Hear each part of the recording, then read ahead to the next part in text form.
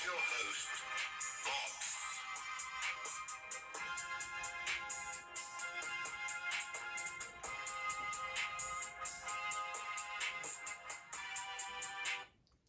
What up, what up?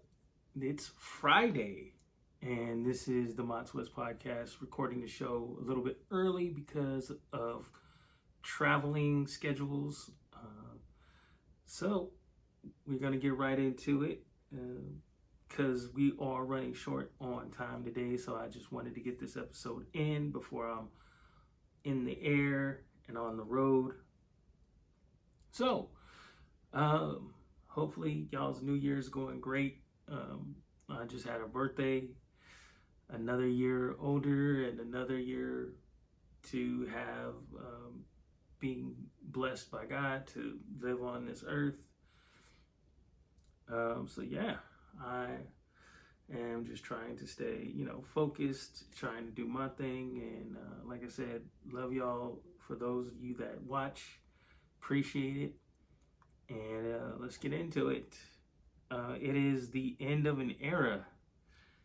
The network Paramount Global has permanently shut down MTV. Some of y'all grew up with MTV and y'all knew it for all the videos that they shown. Some of you guys were born a little bit later.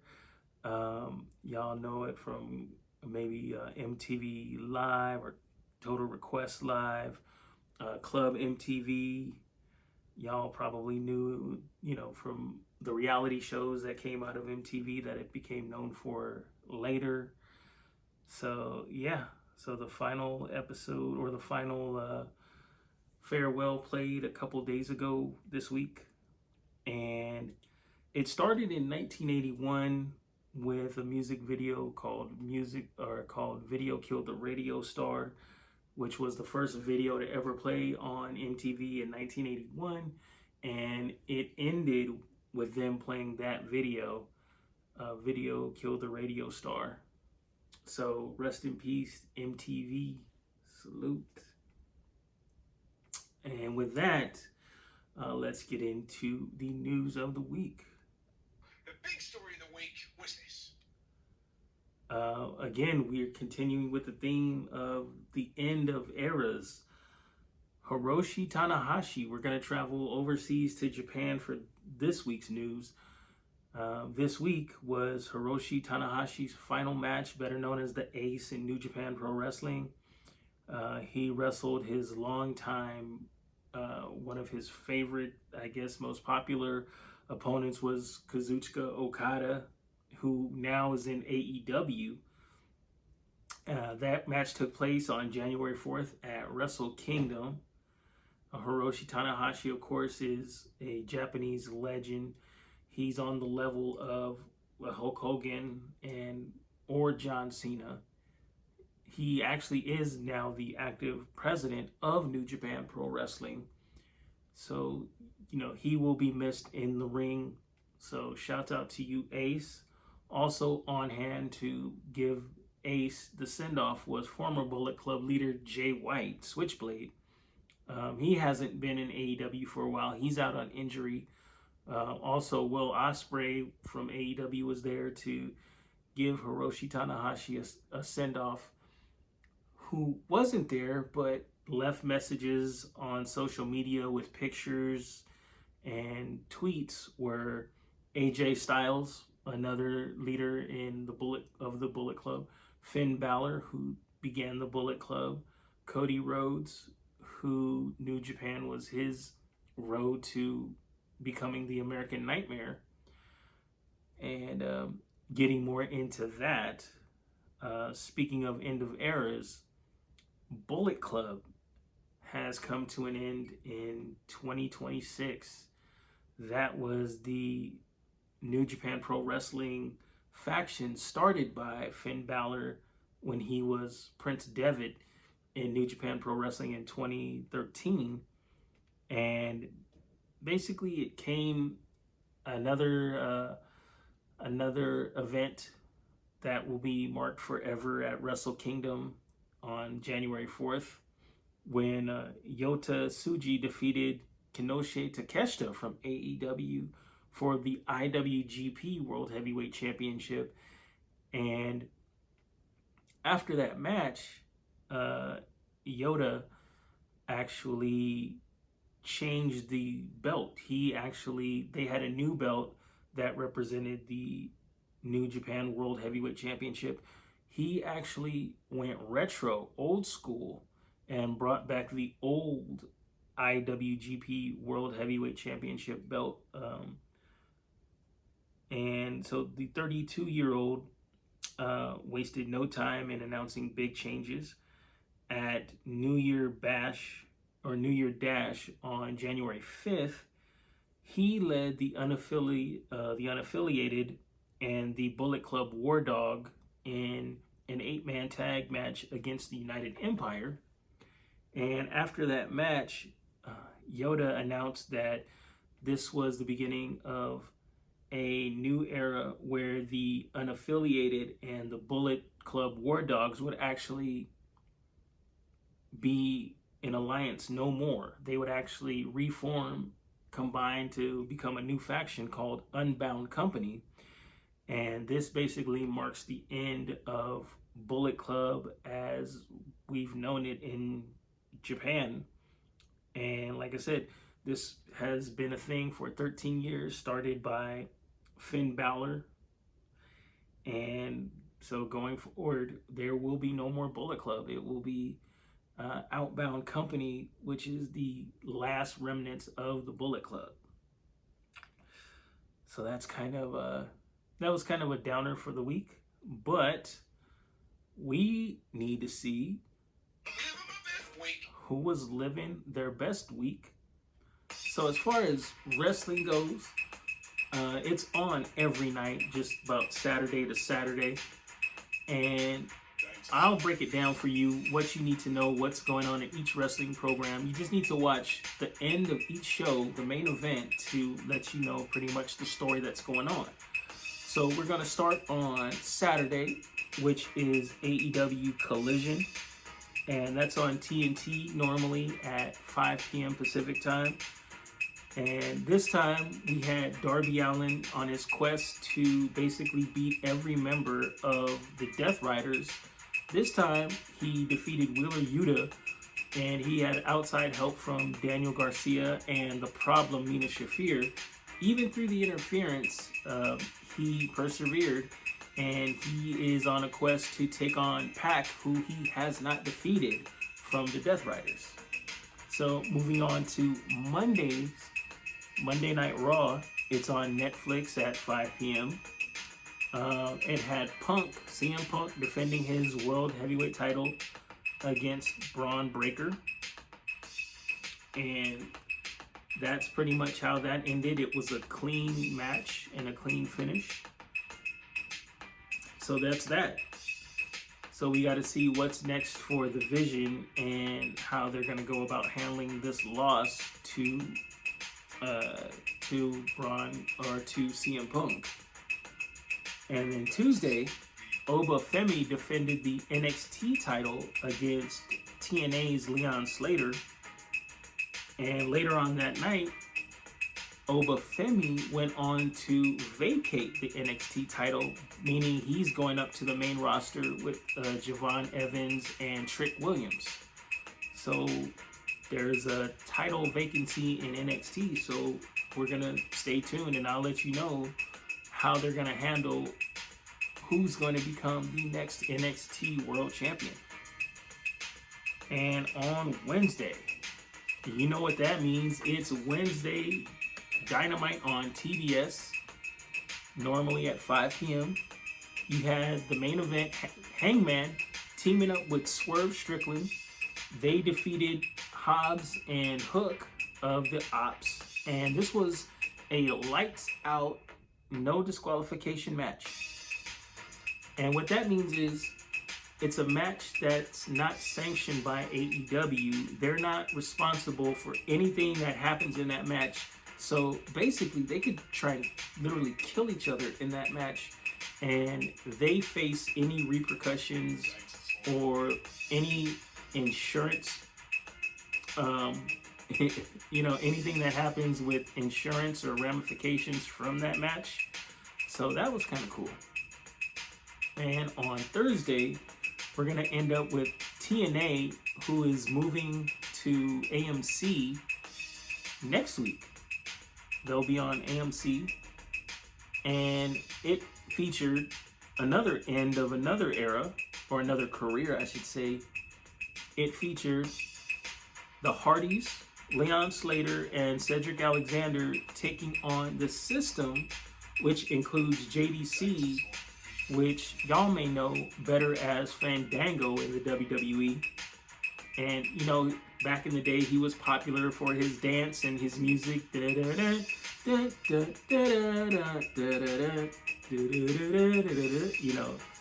So he's retiring from wrestling, and he's part of the System, or was part of the System.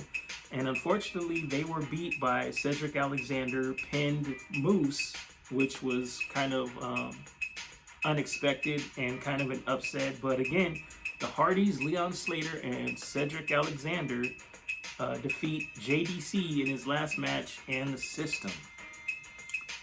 We won't do SmackDown because that's tonight, so we got to figure out who's living their best week. And I'm going to have to give it to... I'm going to have to give it to AEW, since they're affiliated with New Japan Pro Wrestling. So I'm going to give it to AEW Dynamite because, again, they're still going strong, even though they're missing wrestlers. Like I reported, in Will Ospreay, he's out with injury, but he was in New Japan to celebrate Tanahashi's retirement. They're missing Jay White. He's out with injury, but he was there in New Japan celebrating Tanahashi's retirement. So AEW still hanging, going strong without top talent. So they're living their best week. And when we come back from the break, we're going to have Mod Sports West. We're going to see what you watching, very brief. And we're going to talk about food and travel. Has bad credit been holding you back from getting a new car, a house, or a better job? Visit creditrepairfolks.com. They offer one-on-one consulting and will give you a personal roadmap to removing negative items and adding positive points to your credit score. The first consultation is free, and they're the only ones that offer a money-back guarantee. They also have payment plans available. So what are you waiting for? Visit creditrepairfolks.com today. Our coaching did a horrible job. The players did a horrible job. We got our ass kicked. That's the great thing about sports. You play to win. And I don't care if you don't have any wins. All right, y'all, it's Mod Sports West, where I'm giving you the latest up-to-date news and stats on the 3 West Coast teams, the only teams that matters. That's the Rams, Lakers, and the Dodgers. So we're going to start off with the Rams because it is playoff time. Tomorrow, the Rams will face off against the Carolina Panthers at 1:30. And if they win in their first playoff matchup, they will face the winner of the 49ers versus the Eagles, and that will go down Sunday at 1:30 in the early window. So, actually in the late window, I should say. So be prepared. The Carolina Panthers have beaten the Rams before, but even I said it on the podcast. That was the Rams kind of feeling themselves a little bit. Everybody was glazing the Rams. So the Rams have since come back down to earth. And I think they'll return to form. And they are favored by 10. I think they're going to beat the Panthers by more than that. So whose house? Rams' house. The Lakers. They were on a 3-game win streak, but that ended last night. On Wednesday against the Spurs. They lost 107-91. They're still ranked number 4 in the Western Conference, and actually in the NBA, they have the 4th best record. They will return to action tonight at 7 against the Sacramento Kings. So hopefully the Lakers can pull out another W and get back on the winning side of things. The Dodgers, they are quote unquote waiting on Bo-Bichette or Kyle Tucker. The Blue Jays are currently the favorite to land the outfielder, Kyle Tucker, but nothing of yet has been confirmed. They're both power hitters, which the Dodgers are looking for. Like I said, Tucker is an outfielder, which definitely they can use because they pretty much got their pitching staff ready to go, locked and loaded. They're trying to land both of them, or I should say, well, whichever one falls to them, on a short-term deal with a higher value annually. So basically, they're trying to hire them short-term and give them more money on a yearly basis. And that's according to ESPN and the agents that have been interviewed talking about Bichette and Tucker. So they're going to be on the watch for whoever they could get from Bichette or Tucker. And I want to know what you watching. All right. So I told you about Pluribus, told you about Fallout, but kind of what I've been watching in between there are the new trailers for Avengers Doomsday. So I was going to try and go to the theater to see Avengers Doomsday or the trailers for Avengers Doomsday, because I've heard that they are playing, or the trailer was playing before Avatar. But it turns out there's 4 different trailers. So if you went to the theaters trying to see the trailer for Avengers Doomsday, you kind of got duped. You would have to go 4 times. So first one was with Captain America. Of course, you know, last time we saw him, he was back in the past with his main squeeze Betty. So no, I'm not going to spoil him. You can go to YouTube and just Google Avengers Doomsday trailers. So the first one involved Captain America. The second one involved Thor. The third one involved the X-Men, specifically Cyclops, Magneto, and Professor X. The fourth one is pretty much the whole shebang-a-bang trailer. You got the Fantastic Four. You've got Shuri as Black Panther. You've got Namor and the people of Talokan. You've got Bucky. So that's pretty much the whole shebang-a-bang trailer. They're probably going to release the ultimate trailer, the actual trailer for Doomsday, I'm thinking during the Super Bowl. So keep watching for that. So that's what I'm watching. Like I said, I'm traveling, so this is going to be a short or an early episode. So in my travels, I was in St. Louis for, this will be, my last night in St. Louis, my last day. And I got to try Snarf Sandwiches, which is another franchise that you cannot get in California or, LA. And supposedly they got these gourmet sandwiches. And what I know about St. Louis is it is hard to find a pastrami sandwich. So I went to Snarf's, check out my review and see what I thought of it. And if you're in St. Louis or one of the states that Snarf's is available in, you can check them out and try it for yourself. And I gotta head out. So until next time, next week, I'm gonna say